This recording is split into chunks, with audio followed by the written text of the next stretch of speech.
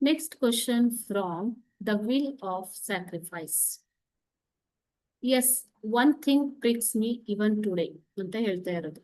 So ಇದು ಒಂದು extract from the lesson and there will be 3 questions to be answered by you. It carries 3 minutes. Okay. Yes, one thing pricks me even today.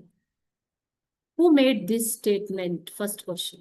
Bhagat Singh made this statement. ಈ ಒಂದು statement ಮಾಡಿರೋದು ಯಾರು ಅಂತ ಕೇಳ್ತಾ ಇದ್ದಾರೆ. ಯಾರು ಮಕ್ಕಳೇ? Bhagat Singh. What Prix him? ಏನು ಆತನಿಗೆ ಚುಚ್ಚು? ಪ್ರಿಕ್ಸ್ ಹಿಮ್ ಅಂತಂದ್ರೇನು? ತಲೆಯಲ್ಲಿ ಅದೇ ಒಂದು ಮಾತು ಇರುವಂಥದ್ದು. Okay.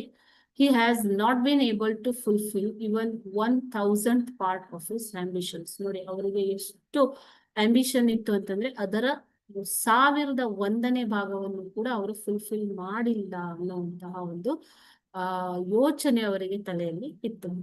Okay. When was this statement made? ಯಾವಾಗ ಈ ಒಂದು ಸ್ಟೇಟ್ಮೆಂಟ್ ಅನ್ನ ಮಾಡಿದೆ?